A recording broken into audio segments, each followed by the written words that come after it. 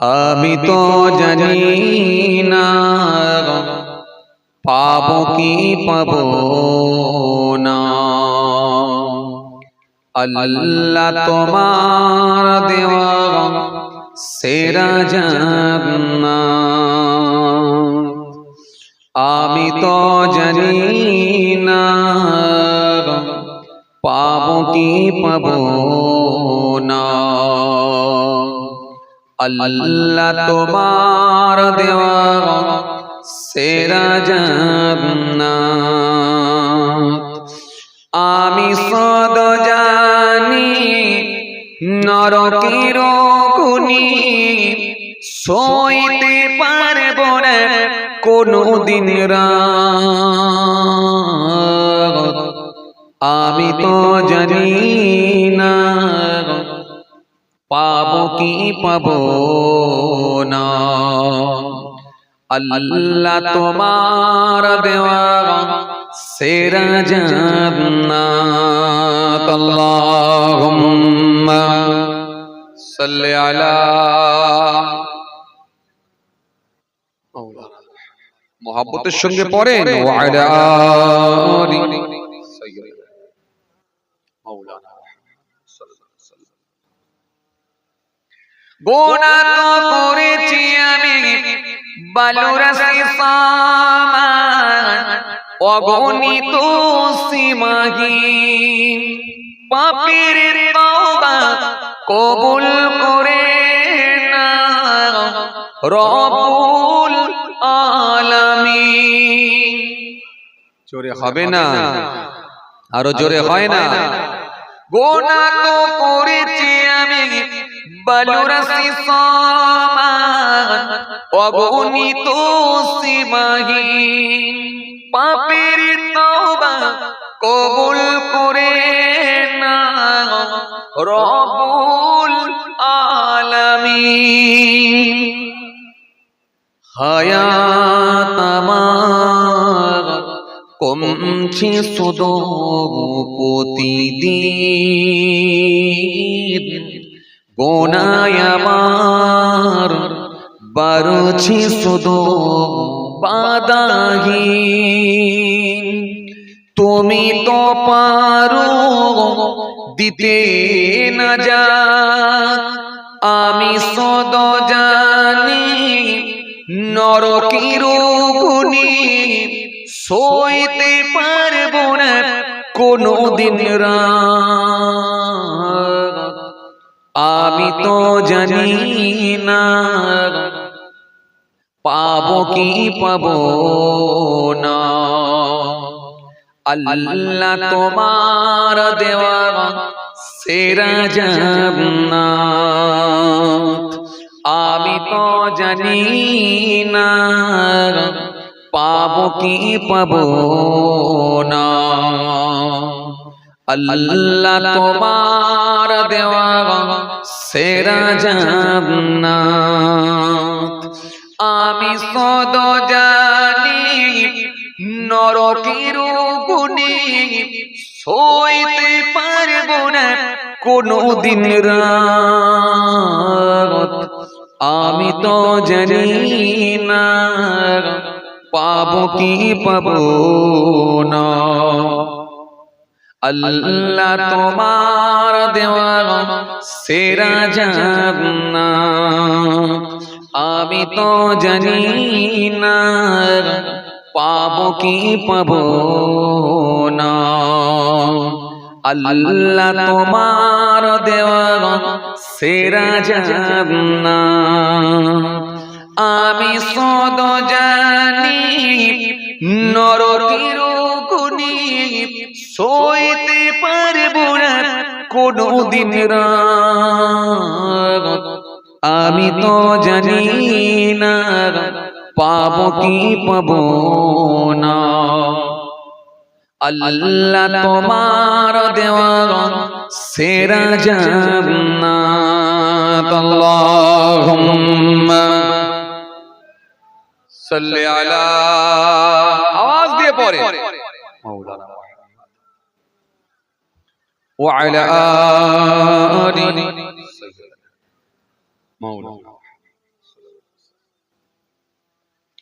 وقال الله تعالى في كلامه المجيد والفرقان الحميد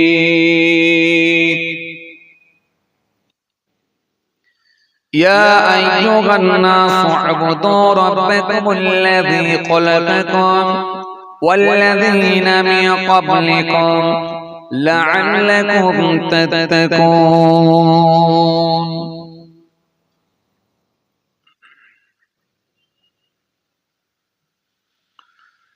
وقال النبي صلى الله عليه وسلم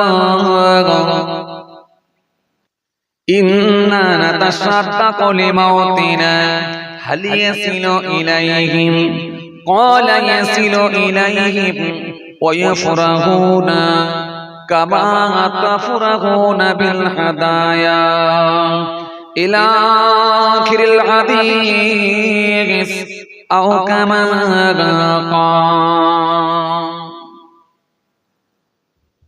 प्यारे हाजिरान मजलिस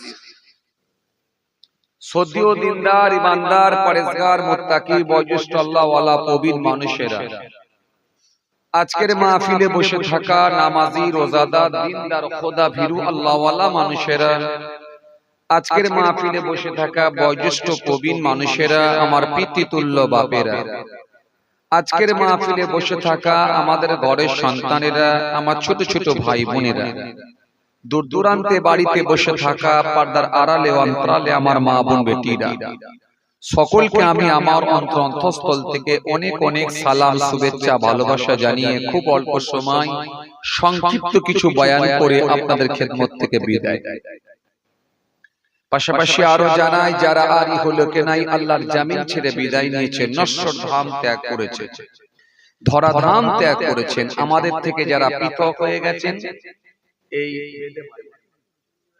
চণ্ডীবাড়ি গ্রামের কবরস্থানে ৩.৫ হাত জায়গা অধিকার করে অপেক্ষায় রত ইন্তজার করছেন ওয়েট করছেন সেই কিয়ামতের দিনের জন্য জানাই তাদেরকে আমি আমার অন্তঃস্থল থেকে সালাম এবং মুবারকবাদ আল্লাহ পাকের রহমত প্রত্যেক ঈমানদারের উপর হোক আমরা জোরে বলি আল্লাহুম্মা আমিন মাশাআল্লাহ আলহামদুলিল্লাহ আজকে চণ্ডীবাড়ি গ্রামের যুবক ভাইদের প্রচেষ্টায় আপনাদের সকলের সহযোগিতায় মহান আল্লাহ পাকের কৃপায় প্রতি বছরের ন্যায় এই বছর আল্লাহ করিয়ে নিয়েছেন ইসালে সওয়াবের মাহফিল জিকরুল্লাহ জিকরুন নবীর মাহফিল গুনাহগার এসেছে আপনাদের খেদমতে আপনাদের ছেলে আপনাদের ভাই দরবারে ফুরফুরা শরীফ আশিকে রাসূল সুলতানুল ওয়াইজিন আলা হযরত ছোট হুজুর পীর কেবলা রাহমাতুল্লাহ আলাইহি হুজুরের নাতি অর্থাৎ ছোট হুজুর কেবলার মেয়ে ছেলে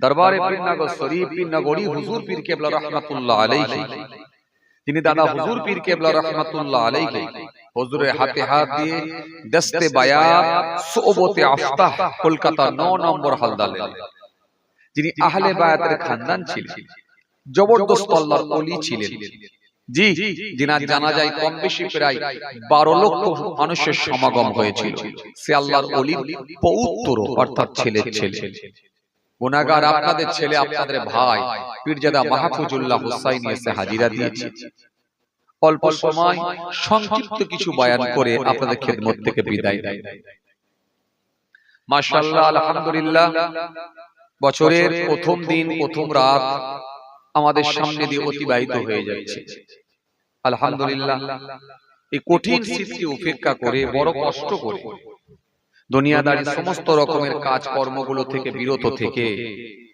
একমাত্র মহান আল্লাহর সন্তুষ্টি তার হাবিবুল্লাহকে খুশি করার নিয়তে বছরের প্রথম রাতটা বছরের প্রথম দিন প্রথম রাত আমরা আল্লাহকে রাজি করার জন্য জলসার মাধ্যম বা জলসার মধ্য দিয়ে আমরা স্টার্ট করেছি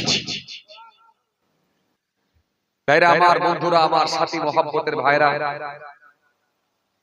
এই বছরের প্রথম রাত বা প্রথম দিন কেউ ডিজে বাজিয়ে বক্স বাজিয়ে কেউ পিকনিকের মধ্য দিয়ে কেউ মদ গাঁজার নেশার মধ্য দিয়ে বছরের প্রথম রাত প্রথম দিন স্টার্ট করে আবার কেউ এই বছরের প্রথম রাত প্রথম দিন আল্লাহর সন্তুষ্টি তার হাবিবুল্লাহকে খুশি করার নিয়তে জলসার মাধ্যম দিয়ে স্টার্ট করে।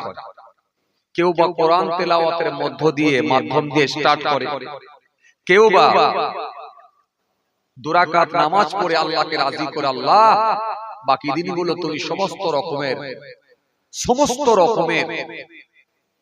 রকমের ফাসাদ মুসিবত সমস্ত রকমের গজব থেকে তুমি মুক্ত রাখো, আল্লাহ তুমি হেফাজত করো।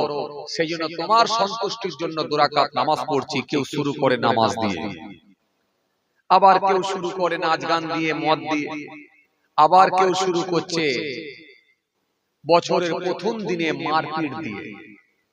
আমি সোশ্যাল মিডিয়ায় দেখছিলাম আপনাদের এলাকায় ভীষণ মারামারি হয়েছে। সোশ্যাল মিডিয়ায় দেখছিলাম মারামারি দিয়ে স্টার্ট। যাই হোক, যে যেমন ব্যক্তি সে তেমনটাই বেছে নেবে, এটাই স্বাভাবিক। চলুন, আমি কাউকে ইন্ডিকেট করে কোনো কথা বলি না, কারোর বিরুদ্ধেও কথা বলি না, কারোর পক্ষেও বলি না, কারোর বিরুদ্ধেও বলি না, কারোর পক্ষপাতিত্ব করেও কথা বলি না। এটা আমার সিস্টেম। আলহামদুলিল্লাহ, অজের লাইনে প্রথম না, আল্লাহ শুকর, আপনাদের দোয়ায় প্রায় 14-15 বছরে লাইনে আছি। আল্লাহ নিয়ে যান, বিভিন্ন রাজ্যেও আল্লাহ নিয়ে যান, আপনারা জানেন। এই বয়সে আল্লাহ শুকর, আলহামদুলিল্লাহ 16-17টা রাজ্যে আল্লাহ আমাকে নিয়ে গেছেন। জি, কত মাসে আপনারা দেখলেন, আলহামদুলিল্লাহ বাইরে দুটো প্রোগ্রাম করে এলাম, ত্রিপুরায় করে এলাম, আর আপনার কি বলে রাজস্থানে করে এলাম। তার আগের মাসে আপনারা জানেন দুটো প্রোগ্রাম করলাম, একটা সেকেন্দ্রাবাদে করলাম আর একটা আহমেদাবাদে করলাম। তার আগের মাসে হায়দ্রাবাদে করলাম। কদিন পরে আল্লাহ যদি নিয়ে যায় ফের বোম্বাই থেকে এসে ফের ইলাহাবাদ। মাসে আমার দুটো করে বাইরের প্রোগ্রাম হয়ে যায়। আল্লাহ শুকর, আপনাদের দোয়া। তাও তো নিতে পারি না, প্রচন্ড চাপ থাকে। তো যাই হোক, আপনাদের দোয়া আর আমার পীর বুজুর্গদের দোয়া, আব্বা মায়ের দোয়া। চলুন, আপনাদেরকে আমি যেটা বোঝাতে চাইছিলাম, ইন্ডিকেট করে কথা আমি বলি না, আমি বড় আফসোস নিয়ে বর্তমান সিচুয়েশন নিয়ে কিছু কথাবার্তা তুলে ধরি। আপনারা জানেন, আসেন, খুব কষ্ট আপনাদেরকে দেবো না। যেটা বোঝাতে চাইছিলাম, আমাদের বছরের প্রথম রাত প্রথম দিনটা একটু আল্লাহর নামকে নিয়ে শুরু করা স্টার্ট দরকার ছিল। সেটা না করে অনেক মুসলমানের ছেলে আমরা দেখতে পাচ্ছি ডিজে বক্স দিয়ে গান চালিয়ে, গাঁজার টান মদের টান দিয়ে, পিকনিকের মধ্য দিয়ে, নাচ গানের মধ্য দিয়ে, একটু ড্যান্সের মধ্য দিয়ে বছরের প্রথম রাতটা শুরু করছে। এটা আফসোস, এটা আক্ষেপ, এটা দুঃখ, এটা অন্য কিছু না, দুঃখ। আমি তো আস্তে আস্তে দেখলাম প্রচুর গাড়ি আসছে, সব ওই রকম করে নাচতে নাচতে আসছে। আবার আলহামদুলিল্লাহ অনেকে দেখছি জলসার মাহফিলও দিচ্ছেন। এই যে আমি তো পাশেই ছিলাম, আপনাদের একটা জলসা করে এখানে এলাম, আস্তে আস্তে দেখলাম প্রায় 3-4টে জলসা হচ্ছে। তো এই যে 3-4টে জলসা আমি দেখতে পেলাম, তার মানে আপনারাও চেষ্টা চালাচ্ছেন যে কোনো ভাবে যুবকদেরকে, ছেলে বাচ্চাদেরকে, যুবকদেরকে অন্তত অন্যায় থেকে যাতে করে দূরে রাখা যায়, যাতে করে জলসার মাধ্যম দিয়ে অন্তত আটকে রাখা যায়। একটা জিনিস জেনে রাখবেন, জোর করে কোনো কাজ হয় না, জোর করে কোনো কাজ হয় না। আসলে যদি কাউকে পাপ মুক্ত রাখতে হয়, অন্যায় কাজ থেকে বিরত থাকতে হয়, ইত্তাকুল্লাহ, তার ভেতরে পরিপূর্ণ আল্লাহর ভয় ঢোকাতে হয়। আর পরিপূর্ণ আল্লাহর ভয় যদি ভিতরে ঢোকাতে হয়, তাহলে এটা একেবারে বাচ্চা বয়স থেকে স্টার্ট করতে হয়। কথা বুঝে আসছে? হ্যাঁ, পরিবারটা এমন একটা হয়ে উঠুক, ইসলামিক কালচার তাদের মধ্যে থাকুক।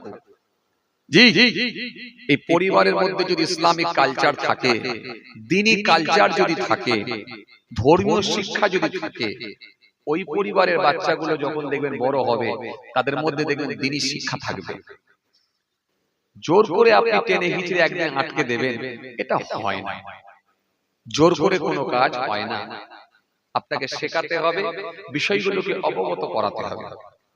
তাহলে আল্লাহর ভয় যদি ভেতরে ঢোকে, তবে সে পাপ মুক্ত, অন্যায় মুক্ত হবে। কথা বুঝে আসছে?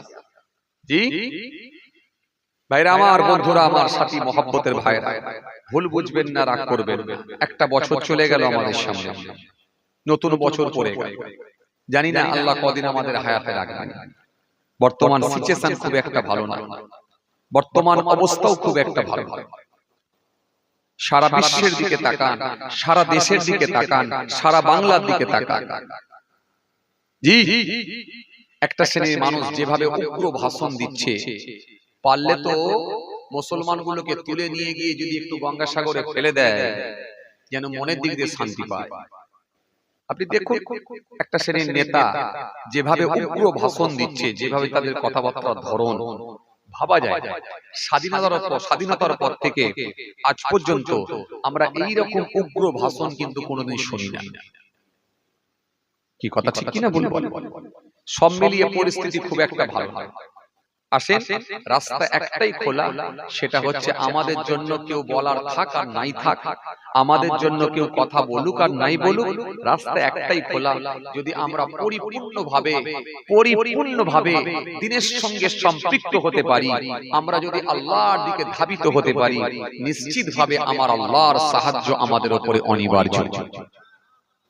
আর আল্লাহর সাহায্য যদি আপনি না পান, মনে রাখবেন কখনো কিন্তু আপনি টিকে থাকতে পারবেন না। কথা কিছু বুঝে আসছে? আসেন, ভুল বুঝবেন না, রাগ করবেন না। প্রত্যেকে 5 ওয়াক্ত নামাজি হয়ে যান।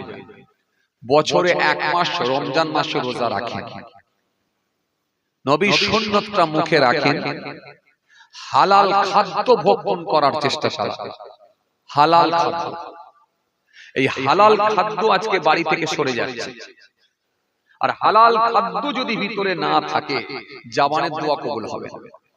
দোয়া কবুল হওয়ার যে শর্তগুলো আছে, তার মধ্যে একটা হলো হালাল খাদ্য খাওয়া।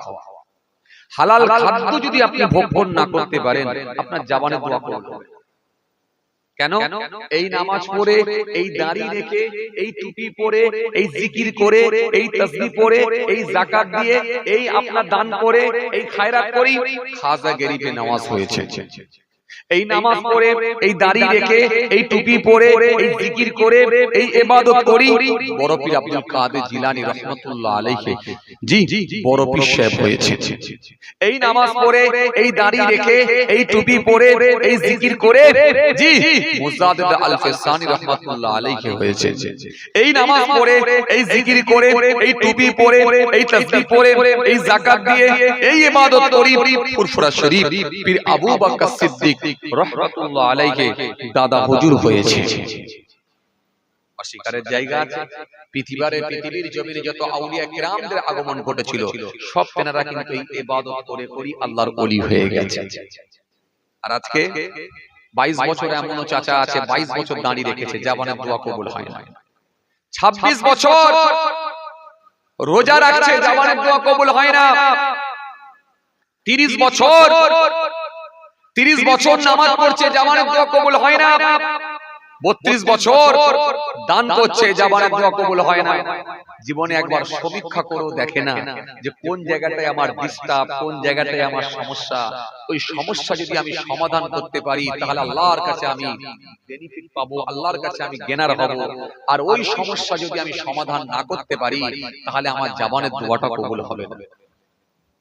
এই যে এই জাবানের দোয়া কেন কবুল হচ্ছে না, এটাকে নিয়ে আপনার একবার গবেষণা করা দরকার ছিল। এটা নিয়ে কিন্তু আপনি একবারও ভাবলেন, একবারও চিন্তা করলেন? আপনি মনে মনে ভাবছেন আমার মুখে দাঁড়িয়ে আছে, মাথায় টুপি আছে, আমি নামাজ পড়ছি মানে জান্নাত ধরে রেখেছে। হতে পারে, ডিলিটও হয়ে যেতে পারে, ডিলিটও হয়ে যেতে পারে। কারণ আমরা কেউ গ্যারান্টি দিতে পারবো না, আমরা কোনো কেউ একেবারে গ্যারান্টি দিয়ে বলতে পারবো না, আমরা 100% গ্যারান্টি দিতে পারবো না যে আমার যা নামাজ, আমার যা তেলাওয়াত, আমার যা জিকির, আল্লাহর জান্নাত পেয়ে যাব। এই জান্নাতে যাওয়ার গ্যারান্টি কারোর কাছে না।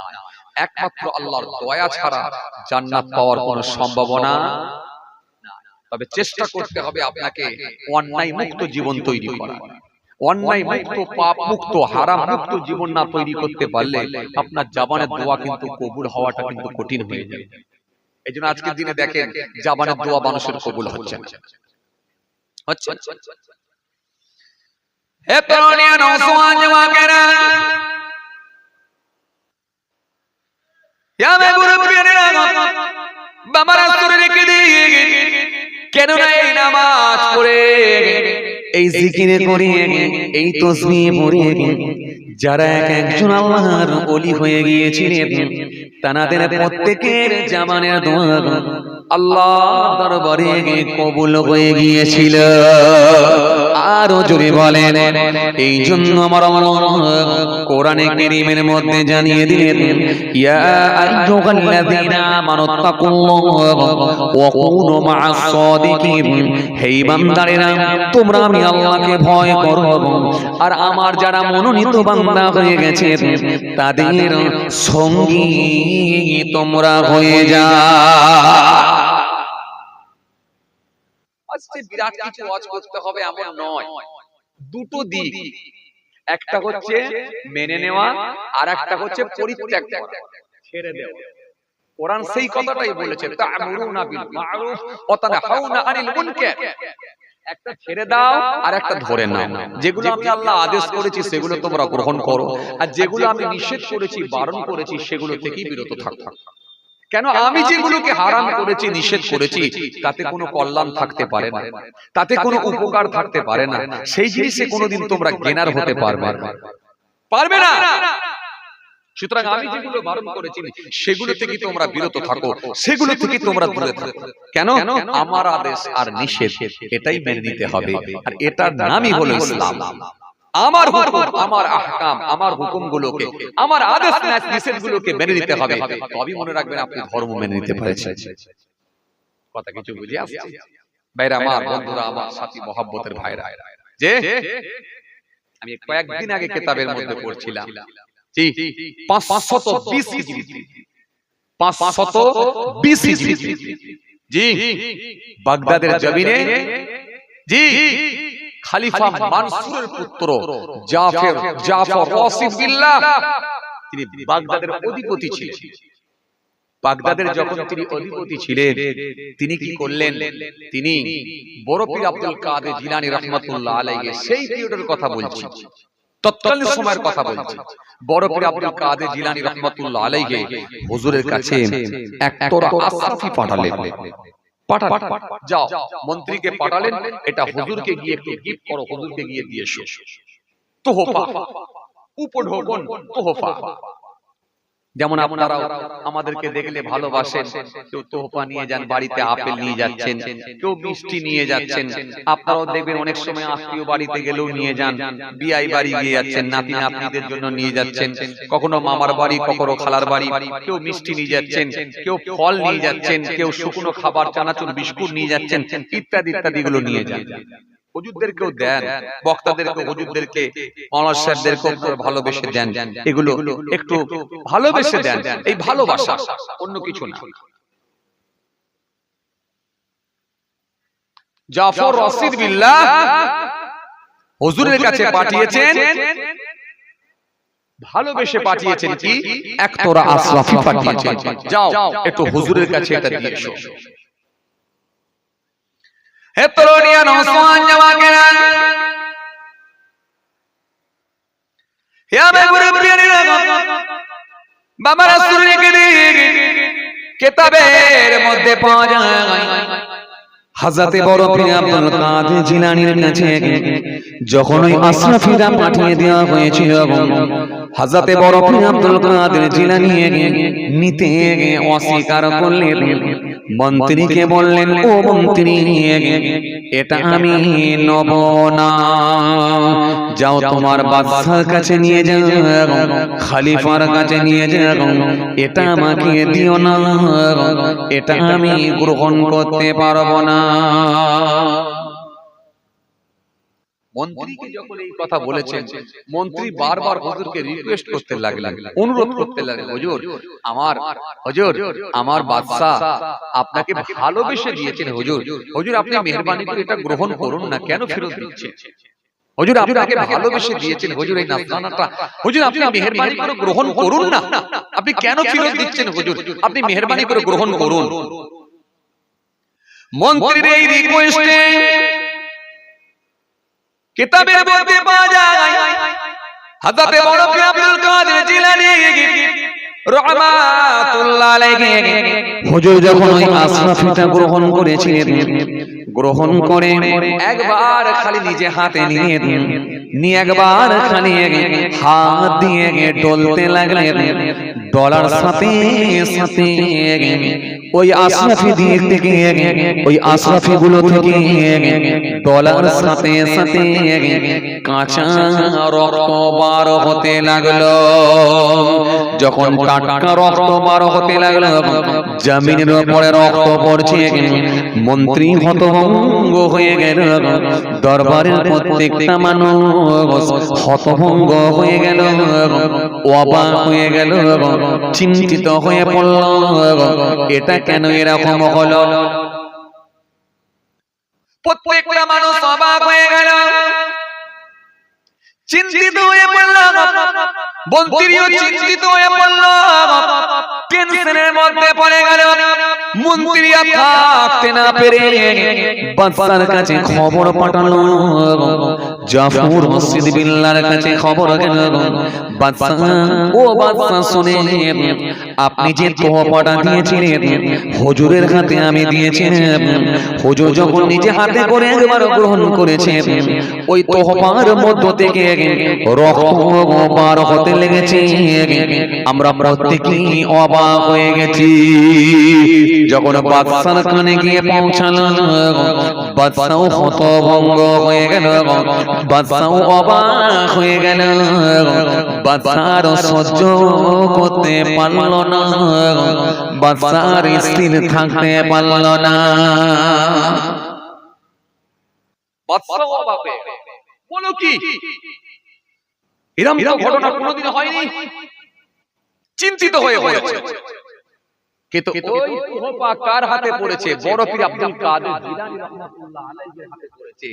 যে মানুষটা জীবনে কোনোদিন অন্যায় কাজের সঙ্গে যুক্ত হয়নি, যে মানুষটার হাতে জীবনে কোনোদিন হারাম খাদ্য ওঠেনি, তিনার হাতে যদি অপবিত্র মাল পৌঁছে যায়, এটা কি কখনো সেটার পবিত্র থাকতে পারে? হযরত বড় পীর আব্দুল কাদের জিলানী বসে আছেন, বাদশা সহ্য করতে না পেরে বাগদাদের জমিনে চলে এলেন। হুজুরের দরবারে এসে ঝরঝর করে কাঁদতে লাগলেন, হুজুর কেন এরকম ঘটনা ঘটলো? হযরত বড় পীর আব্দুল কাদের জিলানী বললেন, বাবা বাদশা শোনো, তুমি এই হাত দিয়ে মানুষের রক্ত শোষণ করেছো, গরিবের মাল আত্মসাৎ করে নিয়েছো, মিসকিনের মাল তুমি গ্রহণ করে নিয়েছো। এই হাত দিয়ে তুমি অনেক খারাপ কাজ করেছো, এই হাত দিয়ে তুমি হারাম মাল ভক্ষণ করেছো, হারাম মাল তুমি গ্রহণ করেছো। সেই হারাম মালগুলোকে জমা করে আজকে আমার কাছে পাঠিয়েছিলে বাদশা। এই জন্যই হারামগুলো, অপবিত্র জিনিসগুলো আমার হাতেতে স্পর্শ হওয়ার সাথে সাথে সেগুলো আমার আল্লাহর কুদরতি ক্ষমতা নয়, সেগুলোকে আমার আল্লাহ পাক রক্ত করে বের করে দিয়েছি। মাত্র কয়েকটা জিনিস ভালো আছে যেগুলো হালাল, বাকি সবটাই হারাম, রক্ত হয়ে বেরিয়ে গেছে। মাত্র কয়েকটা জিনিস ভালো, বাকি সব হলো হারাম। এই হারামের জিনিস আমি আল্লাহ, আমি আমার আল্লাহ, আমি বড় পীরের হাতে দেবেন না বলে রক্ত করে বার করে দিয়েছি।